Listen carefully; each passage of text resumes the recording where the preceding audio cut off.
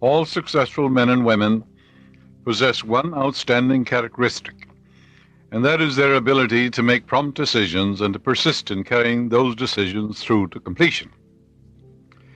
A distinguished industrialist once told me that in his 50 years' experience in dealing with men and women in the commercial and industrial fields, he found that all those who failed had one characteristic in common. It was that they hesitated to make decisions, they vacillated and wavered. Furthermore, when they did make decisions, they were not persistent in adhering to those decisions. The power to decide and to choose is the foremost quality and the highest prerogative of man. Man's capacity to choose and to initiate what is chosen reveals his power to create as a son of the infinite. I've had a letter from a young man dramatizing the power of decision. He came to a clear-cut decision in his mind, knowing that an almighty power would back up that decision. He wanted a Volkswagen automobile, knowing that as he decreed it with feeling, his deeper mind would respond in ways he knew not of. This is what he said: "I came to a decision to purchase a car. I did not have the required amount of money. I decided to trust my deeper mind, and I dismissed the problem from my mind, knowing my subconscious had the answer." On April the 8th, a Friday night, a friend asked me if I would go to a teenager's fair, and I decided to go on Sunday night. A car was being given away that night. I had a chance of 35,000 to 1 to win. My name was selected, and I won the dream car of my mind, a Volkswagen. I know the reason I got the car was my trust and faith in my deeper mind to solve the problem of a car, for a car is an idea. As I continue to use the truths of the infinite, my life is now in complete harmony. I would like to thank you for opening my eyes to this supreme power. Seeing you each Sunday gives me what I need to go through the week. Your thoughts and words are giving me and my family a better life. Philip Brennott, West Los Angeles, California, is one of our ushers, and you can see him on Sunday morning. A young woman once told me that she felt lonesome, baffled, and frustrated because she couldn't decide whether or not she should marry. Can you imagine that? Her mother was very domineering and objected to every young man in whom she was interested. This young woman had lost all initiative and power of decision, which result in loneliness, frustration, misery, and thraldom. In other words, she put herself in the house of bondage.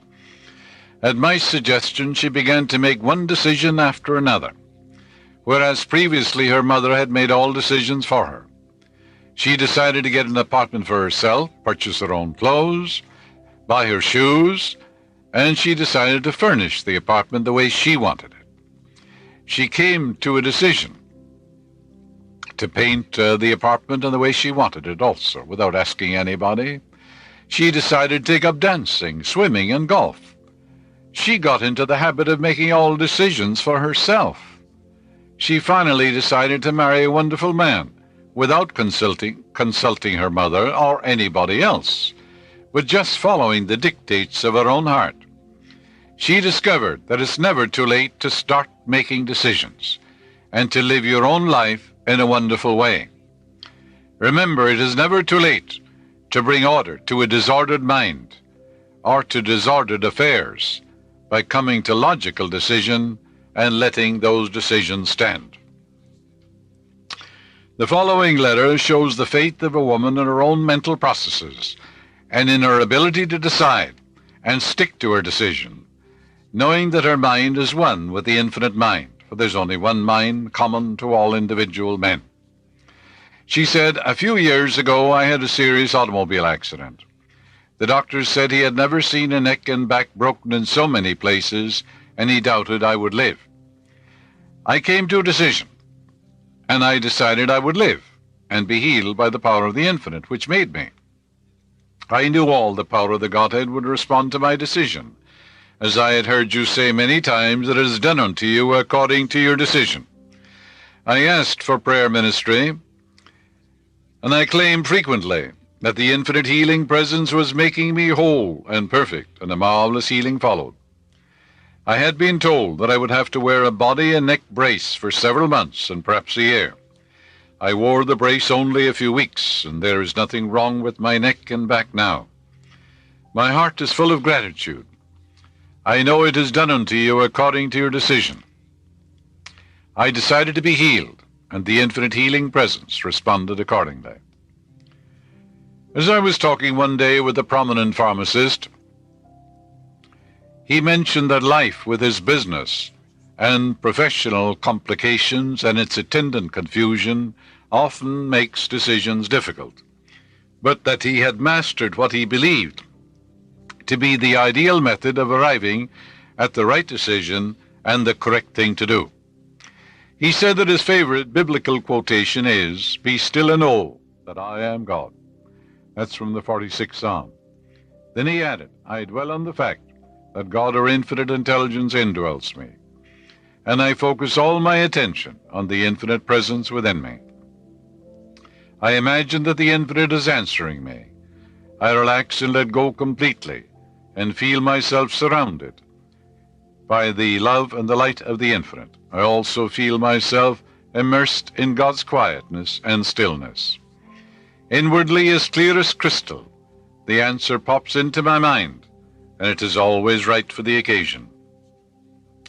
This pharmacist has evolved a wonderful technique for receiving answers to problems and for coming to right decisions with the infinite power within him. Thomas Carlyle once said, "Silence is the element in which great things fashion themselves." This is a prayer which I have given to thousands of men and women for guidance in making decisions. They have received marvelous results and have been blessed in all their decisions. Whatever I need to know comes to me from the infinite presence within. Infinite intelligence is operating through me, revealing to me what I need to know. I radiate love, peace, and goodwill to all mankind, in thought, word, and deed. I know that what I send out comes back to me 1,000-fold. God in me knows the answer. The perfect answer is made known to me now. For God is the eternal now, now is the day of salvation, and now is the accepted time. Infinite intelligence and divine wisdom make all decisions through me, and there is only right action and right decision taking place in my life. I wrap myself in the mantle of that infinite ocean of love, and I know divine right decision is mine now. I am at peace. I walk in the light, full of faith and confidence and trust in the only power there is. I recognize the lead which comes into my conscious, reasoning mind. It is impossible for me to miss it. God speaks to me in peace, not in confusion. Thank you, Father, for the answer now. It's a wonderful prayer, and it's used by thousands of people. Whenever you are wondering what to do or say, or what decision to make, sit quietly and affirm the truths which I just enunciated. Do this slowly, quietly, reverently, and with feeling. Do this about 3 times in a relaxed, peaceful mood, and you will receive the divine impulse, and you will experience the inner silent knowing of the soul, whereby you know that you know. Sometimes the answer comes as an inner feeling of certitude, a predominant hunch, or a spontaneous idea, which wells up clearly in your mind, like toast pops out of the toaster. Intuitively, you will recognize the right answer, the right decision to make. Make right decisions by creative and intelligent prayer. And prayer is realizing there's an infinite intelligence that responds to you. When you call upon it, it answers you. Ask and you shall receive, seek and you shall find, knock and it shall be opened to you. If you ask for bread, you will not receive a stone, meaning you get the embodiment of the ideal for which you requested. When you use the term logical, you mean that your judgment is reasonable, sound, valid, based on the rational principle of the universe, or the way a thing is, or that which is consistent and deducible. It is logical for you to think good, since only good can follow. It is illogical for you to think evil and to expect good, as seeds or thoughts grow after their kind. This is a mental and spiritual universe, and the mental law is always supreme. Logical decisions are always based upon that infinite wisdom which guides the planets in their course and causes the sun to shine. A sales lady in one of the department stores in Los Angeles was interested in the stock market for many years and had become a very successful investor. This young woman took a required course at night which qualified her for employment in a brokerage house. She had numerous interviews, but was unable to get employment because, as she said, of her sex. She said to me, "They just don't want women." I suggested that she come to a decision and affirm boldly, "I am now employed in a brokerage firm with a marvelous income consistent with integrity and justice." I explained to her that the minute she came to a decision in her mind and persisted in that decision, her subconscious mind would respond and open up the way by revealing the perfect plan for fulfillment of her ideal. I instructed her also to follow the lead which would come to her conscious reasoning mind. It's impossible to miss it. The sequel, of course, is interesting. A strong urge came to her to advertise in the local newspaper, offering to work free for 2 months and pointing out that she had a large circle of friends as potential customers. She had immediate offers from 3 firms, one of which she accepted. This shows that you must have faith in your ability to decide. And when you come to a clear-cut decision, backed by faith in the powers of your subconscious mind, wonders will happen in your life, and you will banish all frustration. People who fear to make decisions, or who are afraid to make choices, are actually refusing to recognize their own divinity, for the infinite indwells all men. It is your divine and cosmic right to choose and to make decisions. You can decide to be healthy, happy, prosperous, and successful because you have dominion over your world. Your subconscious mind is subject to the decrees of your conscious mind, and whatever you decree shall come to pass. The Bible says, "Whatsoever a man soweth in his subconscious mind, so also shall he reap." He shall reap it on the screen of space, as form, as function, as experience, and events.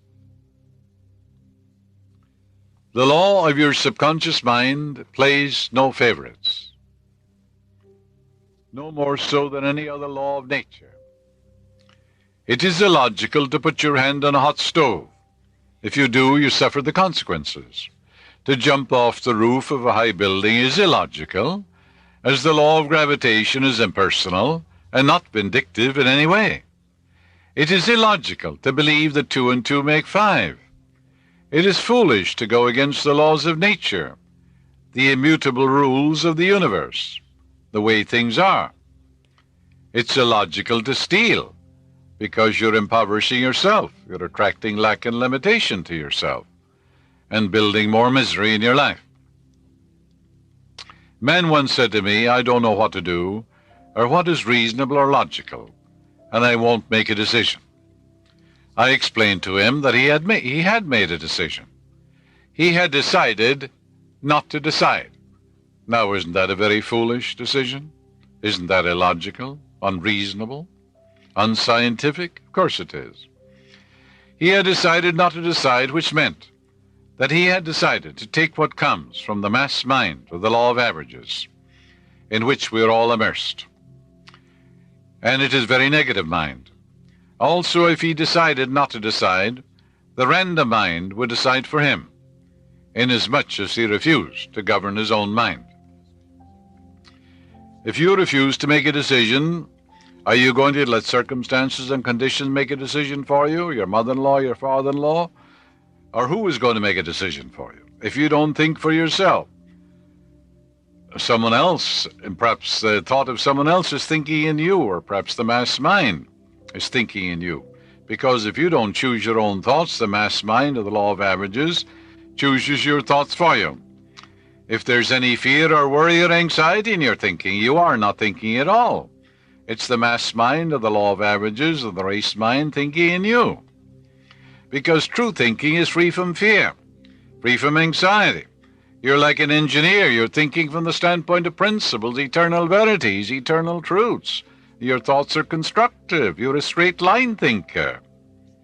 So this man began to perceive that it was foolish for him not to do his own thinking, reasoning, and deducing, thereby permitting the law of averages, or the mass thinking of the race, to make decisions for him. It's very negative. The mass mind is full of fear, full of hate, jealousy, envy. There's some good in it. Most of it is highly negative. They believe in tragedies, misfortunes of all kinds. Now, surely to heavens, if you don't do your own thinking, someone else is going to do your thinking for you, and it's not going to be very good. If you don't choose your own emotions, who's going to choose it for you? So this man reversed his attitude and asserted positively, I believe in my power, my ability, and the integrity of my own mental and spiritual processes. And I asked myself, if I were God, what decision would I make?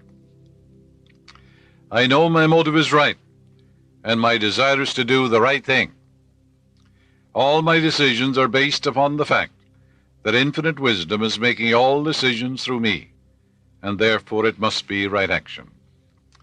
Following this prayer, this man has made all business, professional, and family decisions, and he is leading a glorious and wonderful life. He has better health, increased efficiency, more love, more understanding, and prosperity along all lines. The infinite power backs up all your decisions. You are a self-conscious individual. You have the capacity to decide. It is wrong to let others decide for you, or to say, I will let God decide for me. When you say that, you mean a God outside yourself, a man up in the sky somewhere. The only way God or infinite intelligence will work for you is through you, through your own thought, your own imagery, your own decision. The God presence has done everything for you. It has created you and the universe. It gave you a conscious and subconscious mind. It gave you itself. Because the infinite or supreme intelligence, which is the presence of God, is within your subconscious depths, and you're here to use it. And you contact it through the medium of your own thought. So the infinite intelligence will work for you. It will work through you, through your own thought. In order for the universal to act on the individual plane, it must become the individual. As Judge Strord in his inimitable textbooks points out, that the universal will do nothing for you except through the particular. So it must become the particular in order to act. You are here to choose. You have volition and initiative. This is why you are an individual. Accept your divinity now and your responsibility and make decisions for yourself. The other does not know best. When you refuse to make decisions for yourself, you're actually rejecting your divinity, and you are thinking from the standpoint of weakness and inferiority, just like a slave and an underling. Acknowledge your divinity. You're a choosing volitional being. You're here to choose. Choose ye this day whom you will serve. Choose that whatsoever things are true, whatsoever things are lovely, whatsoever things are just, and whatsoever things are pure, and whatsoever things are honest, and of good report. Choose on these thoughts. Choose these thoughts. Decide to enthrone these thoughts in your mind, and stick to that decision.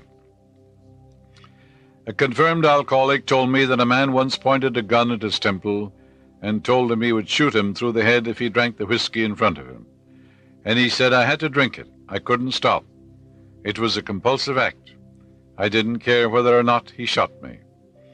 Yes, that showed you he had tremendous power. All the power of the infinite was behind that decision, you know. There's only one power. This is to point out to you that all the power of the infinite was behind that decision.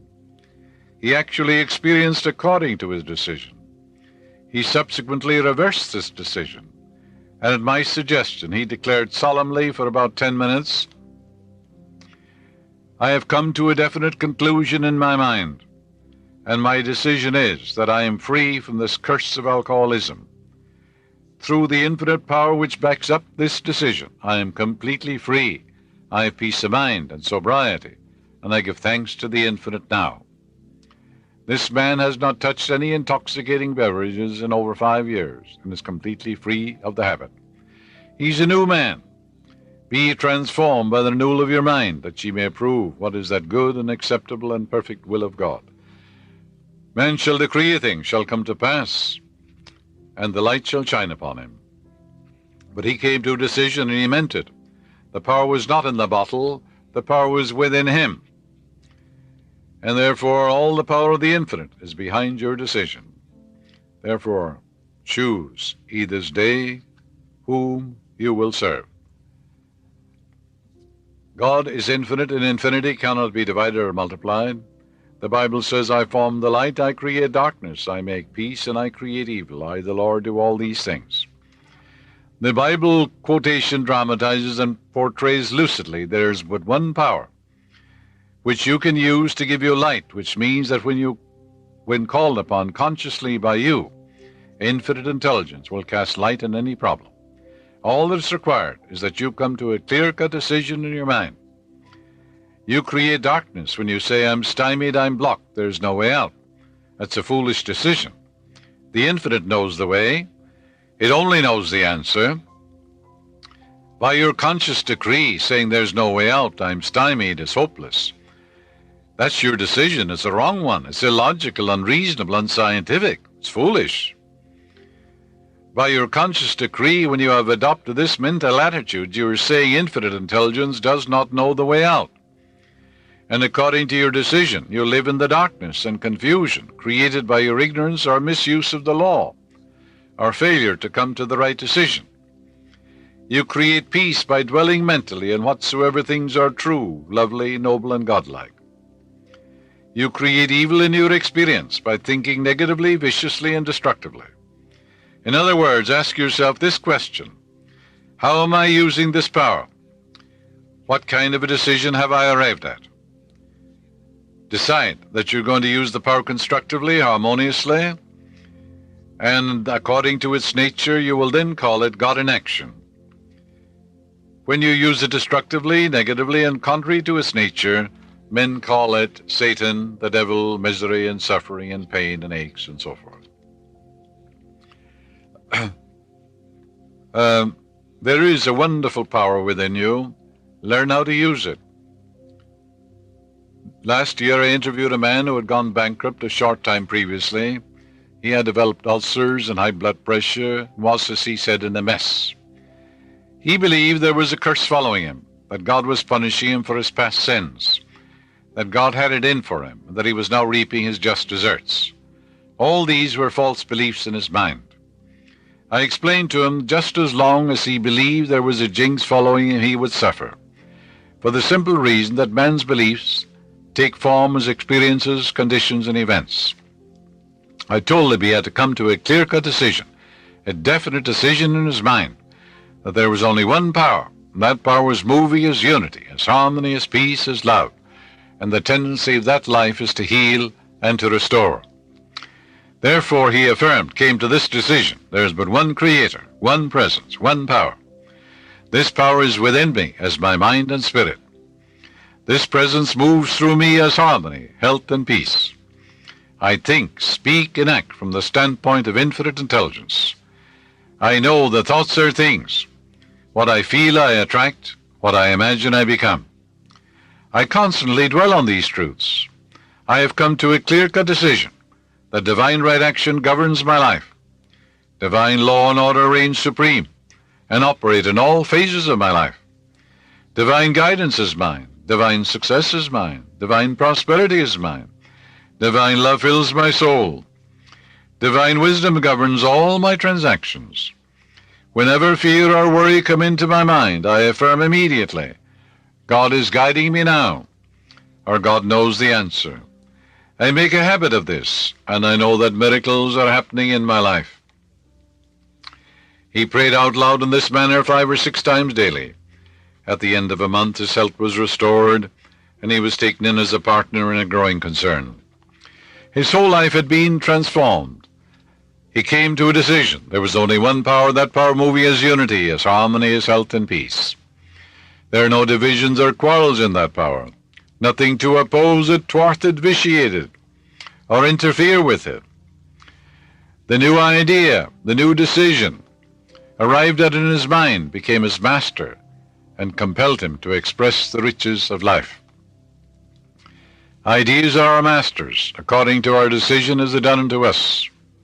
Enthrone in your mind the divine ideas, and watch the wonders that happen as you pray. There's a wonderful power within you. Begin to use it now. It's the almighty power. It's the one alone who lives in the hearts of all men. The Bible says, let your words be yea, yea, and no, no. Anything more than this is evil. Say yes. Come to a decision. Say yes to all ideas and truths which heal, bless, inspire, elevate, and dignify your soul. Say no, definitely, positively, and absolutely, to all negative thoughts, to anything that would instill fear into your mind, that would drag you down, that would create doubt in your mind. Reject all these suggestions as unfit for the house of God. These two words, come to a decision about them. Say yes to health, to happiness, to peace, to the abundant life. Say no to sickness, to misery and suffering and lack. Reject these ideas. Reject any suggestion or any thought that does not fill your soul with joy. Reject any suggestion that does not give you more confidence and more faith in yourself. Don't put off tomorrow what you can do today is the old saying, an old maxim, an old aphorism.